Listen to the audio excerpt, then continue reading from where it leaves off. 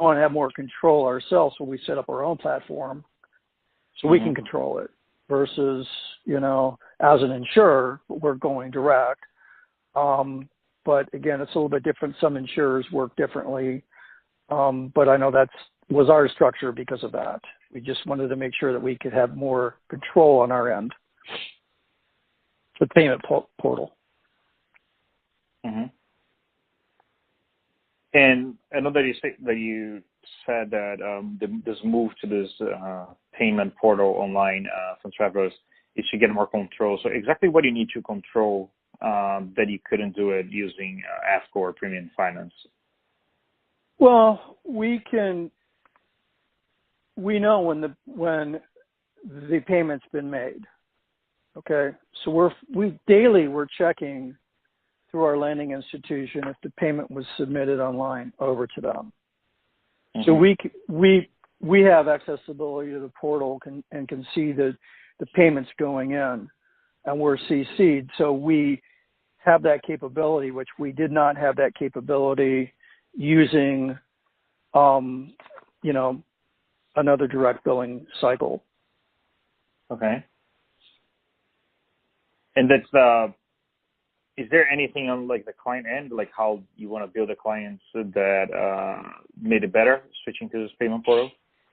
I think what we could do is we have options where they can click online to make a payment via credit card, debit card, or ACH to give they have an option to mail the check payable, a personal check or money order.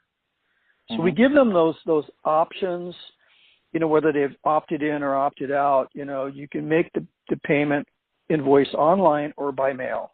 So we give them that option. Okay. Mm-hmm. So payment online, it's posted immediately. So we're able to track it much quicker that way. The mailed payment structure is a little bit slower. Obviously once it's received by that date, that's when we give them the affirmation that the payment has been received. And what we do is actually we can bind a policy even without payment, which is nice when you're on the insurer side. And then within 24 hours after a policy is bound, we send them the notification for email notification for billing. Okay. And if the customer is sending a mail, would it go to Travelers or would it go to the bank? It goes to the bank. And then they need to do the reconciliation on your behalf. Yes. Okay. And then if there's a fee will be assessed for payments received after a due date. So that's also in the system. That is there a fee for payments overall, like a convenience fee or something? What's that? Is there a convenience fee for the payments, or?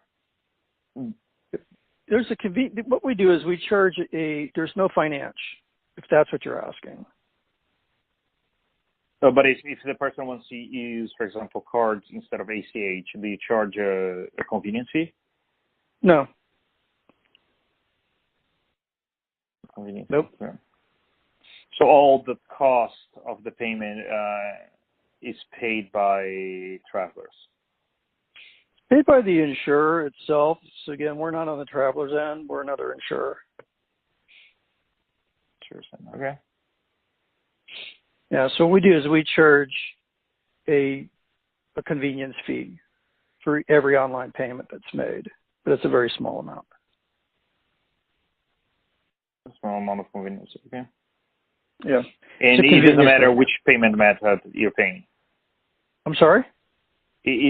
Like the fee changes depending if you're using card or ACH or mail, or is it the same standard fee? No, it's the same standard fee. Same standard fee. Let's see. Okay. Makes sense. Just a little, I think, going back to like the customer trends. Do you know, like, what's a rough breakdown of people that pay credit versus debit versus ACH versus mail? I don't have that statistical data in front of me. But you know, like, rough sense of what's the largest one versus second, third? Well, I'd say that as far as the payment structures, we've just converted this over. Okay. And I would say, at least 70%, 75% of our clients before were set up on a direct billing. Okay. Through a financial institution. Mm-hmm. For their billing setup and all that. I would say 70 to 75%. A lot of people don't like paying upfront their premium. Or others will say, you know what, can we set it up but pay it off early? And that's another thing we want to make sure that when you're using a outside entity too, that they're able to do that. But let's say that they're set up on a 9-payment plan, but let's say they want to pay it off in 3 payments. They can do that too.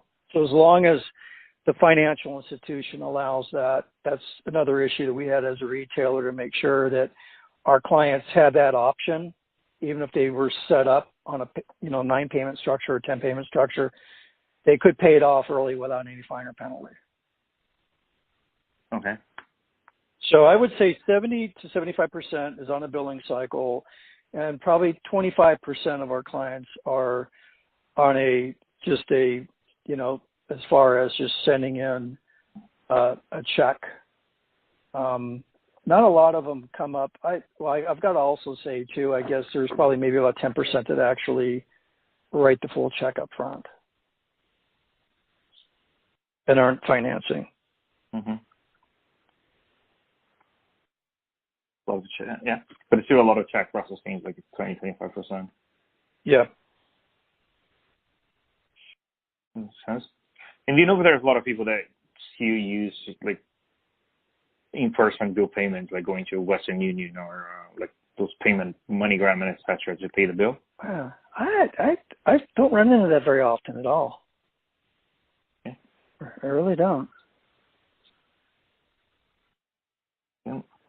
Unless there was a situation where maybe they were canceled or, they had issues in the past, financial issues or whatever. Sometimes an insurer would, would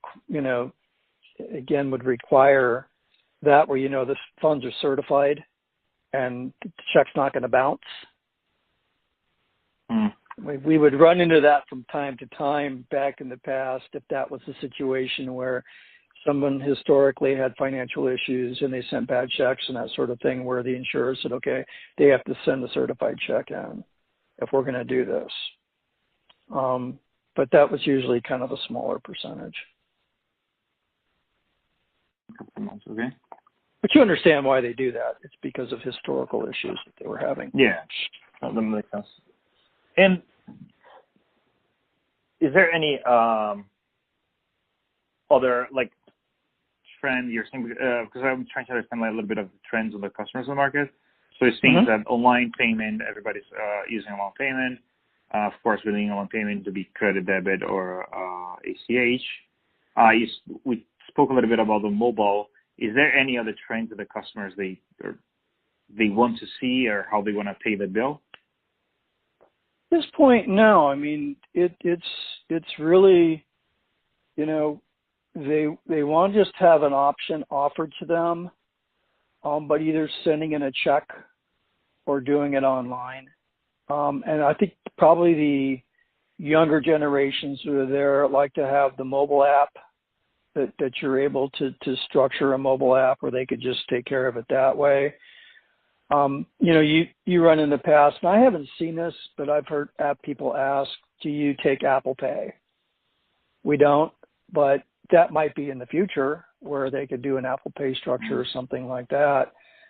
Or, sometimes on these mobile apps, they could transfer it from point A to point B just from their mobile phone kind of thing. We're not really set up that way, but we've had come requests from some younger people, do you have that ability to do that? So Sure, it's things right. that